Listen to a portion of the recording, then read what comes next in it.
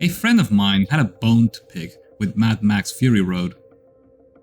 Over half the movie is a high-octane chase sequence meant to get our heroes away from the bad guys. But at the beginning of the third act, the heroes decide to turn around and head back the way they came. My friend hated that.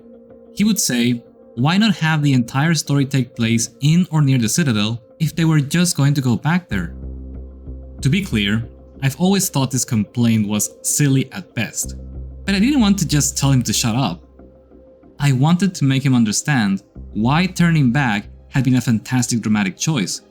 I wanted him to understand that because I am convinced that in this moment right here, when they decide to drive back to the Citadel and take over it, we find the first clue as to why Mad Max Fury Road is a masterpiece. Let's get something straight. The world of Fury Road is dealing with two fundamental problems. One, the wasteland is under the control of a warlord who hoards the major resources and lords it over the thirsty and dispossessed.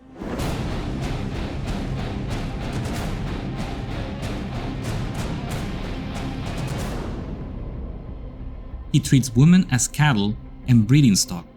He fools young men into dying for him by posing as a demigod that will deliver them to salvation. To live under Joe's rule is to live without freedom or dignity. That is the story's first major imbalance. The second major imbalance is what enables the first. Most people are too busy looking out for themselves to change things. When survival is your first and only concern, there is little room for idealism or dignity. Our three main characters embody different facets of that idea. Max is the epitome of a lone wolf and cares about no one but himself. Nux is a brainwashed believer of Immortan Joe's cutthroat philosophy, and Furiosa, though she does care about others more than Max, is primarily concerned with fleeing this ruthless world and leaving it to its fate. The only way the first problem gets solved is by fixing the second problem first. Now, fixing that would require a fundamental shift in how the characters perceive life, and such changes typically come about only after world-altering events.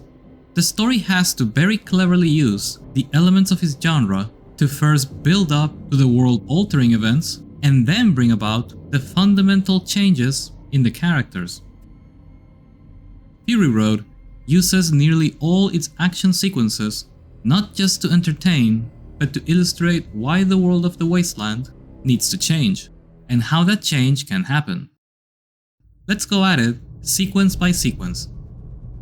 Although the story makes it clear that Immortan Joe's empire is ultimately one of evil and abuse, it also illustrates how appealing it can be, thus explaining why it got so powerful in the first place. We've seen from the start that life in the wasteland results in deprivation, abuse, or a combination of both, at least for most people. But there is an alternative, serving Immortan Joe. The man who pledged to live and die for him may not have long or easy lives, but the trade-off is excitement and a sense of purpose. It allows them a form of dignity. More importantly, fighting together is the closest they will come to experiencing true camaraderie. Most of the war boys do care for each other. They may bicker at times, and their lives are ultimately expendable, but specific actions, like this last-minute rescue, and Nux's reluctance to shoot Ace to get at Furiosa, suggests they do care for one another. Another benefit of Joe's rule is the discipline he instills in the war boys, enabling them to face off rival gangs. The war boys are not invincible, but their tactics demonstrate they have been trained to fend off considerably dangerous enemies. So not only does Joe provide them with purpose, he also gives them a degree of safety and high efficiency. Having witnessed all this, it's not hard to imagine why people like Nux would fight to the end to please their warlord. And so we understand how Immortan Joe's empire has managed to survive for so long, and why his system is not challenged from within. The first act of the movie is for understanding why the story's major imbalance persists despite its moral flaws. The movie doesn't excuse it so much as explains it. With that out of the way, the story can now begin to make plain how the major problem can be fixed. The next crucial set piece unfolds when Max and Furiosa go head to head next to the war rig. They are evenly matched until Nox pitches in, which is when they are able to overpower Furiosa. This may have been a temporary alliance for Nox and Max, but it was a successful one, and I think the sequence clearly spells out the importance of collaboration for turning things around. Remember, the second major imbalance in this world is that most people look out only for themselves, but in this fight, however briefly, Max and Nox turn the tables by working together, if only in the name of survival. The story is now communicating how our heroes may be able to overcome the world's greatest imbalance, but in order to get there, they will need alliances that are built on something stronger than simple convenience. Cue in the biker sequence, which features Max and Furiosa working together in perfect coordination to get out of trouble. They're not friends. They might not even fully trust each other yet. However, their equally matched talent for combat is laying the groundwork for a strong bond. A perfect example comes up when Furiosa runs out of ammo and only has a flare left to shoot at the enemy. Max shoots out the window with his own gun, and Furiosa immediately fires at a biker. It's a quick moment, but charged with meaning. In the heat of battle, Max and Furiosa have forged a strong alliance from both convenience and mutual respect. Definitely a step in the right direction. The second half of this chase does away with the bikers, replaces them with Immortan Joe, and brings back Nox. The war boy is still convinced that his best possible fate is to serve Immortan Joe. But it's during this sequence that he is humiliated in front of Joe.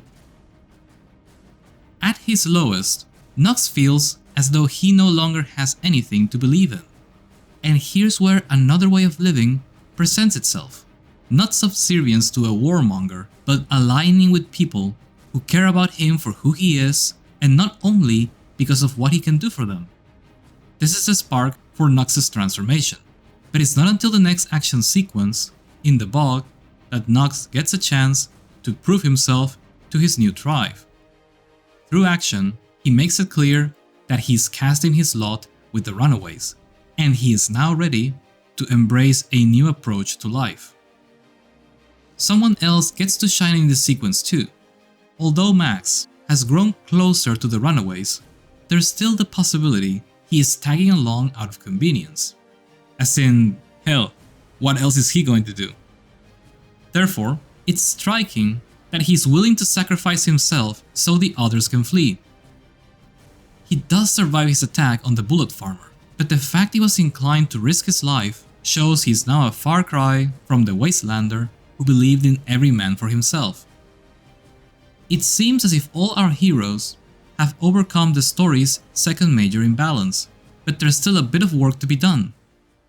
And so we arrive at the end of the second act, where Furiosa learns that the Eden she was escaping to is no more. Beaten, they decide to try their luck and cross a huge desert in hopes of finding somewhere safe to settle. At first, Max is inclined to go his own way. But after deciding he doesn't want his old life back, Max points out the obvious to his new friends. Instead of braving an endless desert on yet another wild goose chase, why not go back to the one place they know is an actual Eden? This is where it becomes evident that Fury Road is a masterpiece. It is at this point that the characters have solved the story's second major imbalance, the every man for himself attitude that kept them from effectively challenging Immortan Joe's worldview. And it's not just that they're all buddies now, that was already the case after the bog. It's that they're coming together around a vision of the world that is hopeful and dignifying. Max has made a conscious decision to take a stand for an idealistic crusade. He's no longer the self-centered, survival-driven animal from the beginning. And keep something in mind, he probably learned from example. Part of the reason why he has had this change of heart is Furiosa's behavior throughout the movie. She has shown respect for him, like when she asked for his name in the canyon, or when she asked him what would happen if he didn't come back, or when she offered him a chance to join them. She doesn't just respect him, she cares about him. Nox also changed his ways after hitting rock bottom and being exposed to a new worldview, so the characters have proven that it is possible to overcome the dog-eat-dog mentality of the wasteland. However, in order to accomplish that, collaboration is necessary. These changes don't happen in a vacuum. Now that the characters have found their better selves, and with some luck on their side, they're in a good position to fix the major problem afflicting the wasteland. They won't run away from Joe's world. Instead, they will go back and take over the Citadel. It is never phrased like this, but the underlying message is that they shouldn't run away when there's evil at work. Instead, they should cast out the wrongdoers and start over. The final chase sequence is a continuous display of the heroes helping each other accomplish their mission. Furiosa and Max with their driving and fighting skills, and Nox with his mechanical abilities.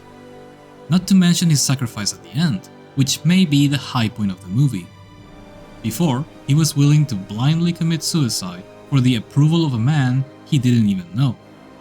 Now, Nox is willing to die for the people he does know, and for a cause much greater than the glorification of a dying warlord.